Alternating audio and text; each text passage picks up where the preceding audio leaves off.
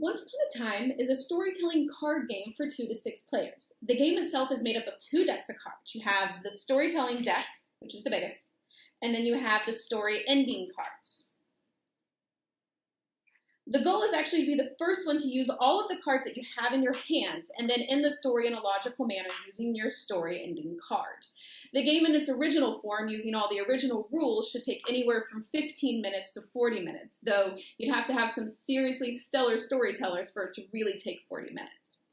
The storytelling deck is actually made up of 5 different elements: a character, a thing, place, aspects, and events. Each card has its name up on the top, followed by the category right below it. These cards are used to tell the story itself. As a player tells the story and mentions or references an element in their hand, they place the element card on the table in front of them and then continue to tell the story, unless they are interrupted by another player. This is where the game gets interesting. Every player is given a set number of story cards at the beginning of the game. As the play goes, each player wants to interrupt the story and place one or more of their cards on the table so that they can continue on. Now, there's 2 ways to interrupt a story and to take control of the storytelling. The first way is to just wait until someone else who's telling the story at the time mentions one of the cards that you have in your hand. So let's say somebody mentions that their enemy was escaping a dungeon. Well, they use the word escaping, and you happen to have the escaping card as one of your events. Well, now if you want to interrupt, all you have to do is place the card, say an interrupt, listing what it's for, and now that person has control of the story. The second way is to use an interrupt card. These cards are mixed in with the regular story cards, but they look a bit different. They're more of a solid color as opposed to just the picture and the color on the side of the bar. These have to do with particular story elements and can be played anytime that story element is mentioned by another player. So if somebody is mentioning, let's say the same event happens with the escape. Someone else is talking about the escape. That person interrupted with an escape card, took control of the story. This can be played at any time an event is done. It doesn't matter what the event is. So now I can play this interrupt card, and now I have control of the story because I played an interrupt card with an event. Now my new event is now dying, so I still have to make it kind of go with the story. Whenever a player is interrupted by another person in the game, they have to draw a new story card to put into their hands. Of course, there are other ways to have to draw a card as well. Let's say you're stuck on your story and you aren't sure where you're going to go next. You can't think of anything, you're just at a loss.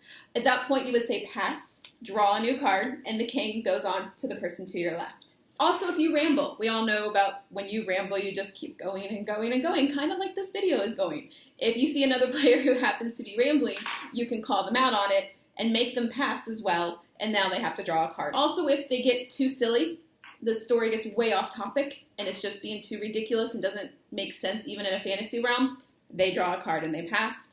And then finally, if they are completely off base, they're not even close to the same storyline, it started out in a fantasy world with unicorns and now it takes place in space with aliens from Mars. Pass, draw a card. Now the play continues this way until a player lays down all of their story cards and is able to use their ending card in a logical manner. So this one says, her courage has made her rich. If your story has been about an ogre the entire time and the ogre is a male, then this card doesn't make sense. You'll have to keep playing with the story until you can get a card or until you can play it, and it's a logical ending. Now, I know that all of this sounds easy in theory. You're probably thinking, oh, I could do that. But a lot of people are probably thinking, can my students actually think on the spot like that? Can they think that quickly?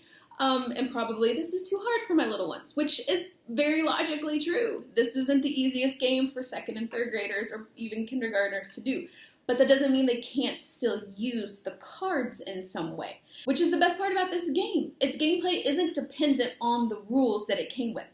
For example, instead of playing with the interrupt cards, each student can continue the story one at a time. So everyone gets an automatic set of cards. One person tells the story and they place one of their cards, and then the next person has to continue the story after they introduce this card. Kind of like a sentence or a one-word game like you would use in improv.